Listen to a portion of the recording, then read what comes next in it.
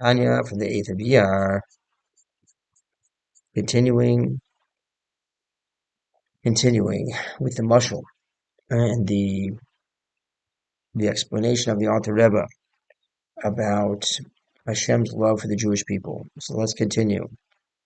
And it's in the middle of chapter 46, continuing. Therefore, Therefore, Shlomo Melech, King Solomon, peace upon him, compared Shir Shirim in Shir Shirim, the Song of Songs, Yichud Zeh, this union of Hashem and the Jewish people through Torah mitzvahs, the Yichud Chassan v'Kala, to the joining, the union of Chassan and Kala, groom and bride. V'dveika v'hachashika v'chafitza chibuk v'nishuk, with attachment and longing and desire and embracing kissing. Notes, all the above manners of union are found in the Jews' relationship with Hashem to Torah mitzvahs. Okay, now continuing. So this is the mashal that King Solomon is bringing to describe the union of Hashem with the Jewish people, and he's bringing it with the mashal of a man to a woman. Vika, chashika, chafitza, bechibuk, benishuk. This is what we say, Asher Kedushan b'mitzvot, that has sanctified us with his commandments, lanu lamala, lama'ala kodesh elyon baruch hu, that he elevated us to the heights of the supreme holiness, shehi, that it is kedusha soi shel kodesh baruch hu, that is the holiness of Hashem himself. That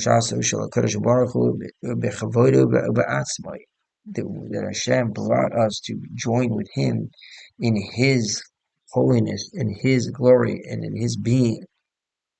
Kedusha, and this term Kedusha, holiness, who Lashon Havdalah, separateness, separating. Masha Kodesh Baruch Hu Mudal Ma'ulamos, what that Kodesh Baruch Hu, the Holy One, blessed be He, is separate from the worlds. And it is making the Seviv, and it is, he has his quality surrounding all the worlds. That he is not able to be clothed in them. Because through the joining of the soul, and its inclusion in the infinite light, blessed be He.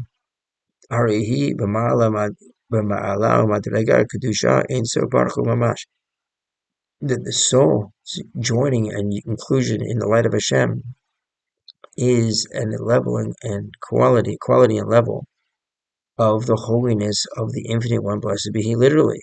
So it's raised up.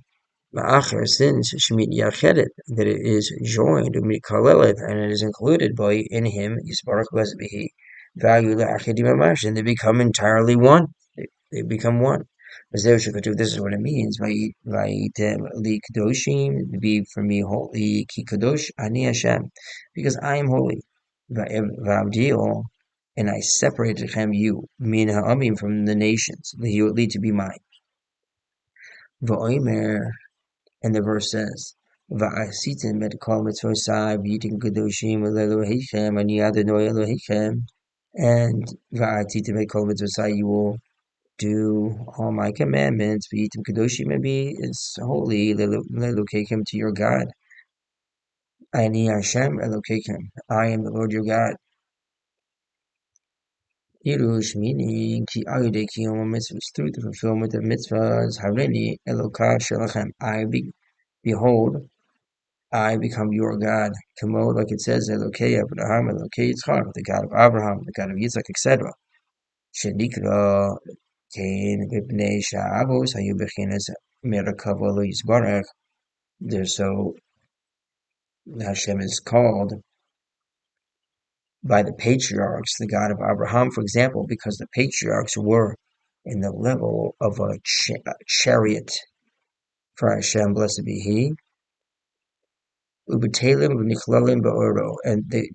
the patriarchs were nullified and included in his life. And so it is. In every soul of the Jewish people, b'shad the time asik Torah mitzvahs that he is occupied in Torah mitzvahs. And therefore, Kivui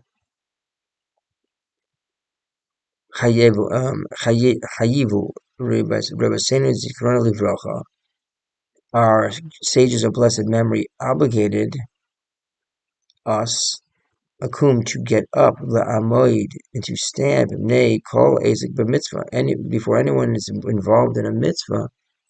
Afim who bore b'amaras, even if the person doing that mitzvah is unlettered and illiterate,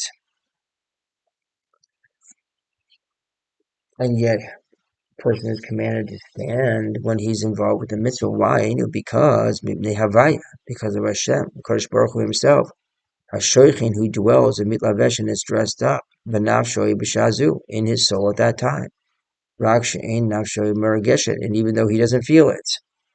Mipnei, why? Because why doesn't he feel it? Mipnei, because because of the barrier of the coarseness of the body. Shelo nizdachek, the body has not yet been refined, cleaned up. Umachashich einei nefesh, and so, therefore the eyes of the soul are darkened. Mirot, merot, marot, Elyakeem. The eyes are darkened and do not allow it from seeing divinity, Elyakeem. Kamoi ha'avos behem, who as experienced by the patriarchs, who I guess did see Elyakeem, and people like them, shedra'u olamim b'chayehem, who see their world in their days. The note here is they see the spiritual world to come in their lifetime. Note, the final note. These great tzaddikim were able in this world to see divine visions normally seen only in the world to come. This was so because their bodies, having been purified, did not conceal godliness. Truly, each and every Jew would be capable of witnessing such visions of holiness during the performance of a mitzvah, were it not for the coarseness and thickness of the body. Final note of the Lubavitcher Rebbe. The Rebbe, or in Sefer Tanya, brings a final note, 16. The Rebbe explains that the Alter Rebbe cites these verses to provide evidence of the various aspects inherent in the term has sanctified us, back to the term Kiddishanu. That sanctification is similar to the sanctification and union of a marriage. We learn from the phrase, unto your God, I am the Lord your God. God is our God, in the manner of a man taking a wife.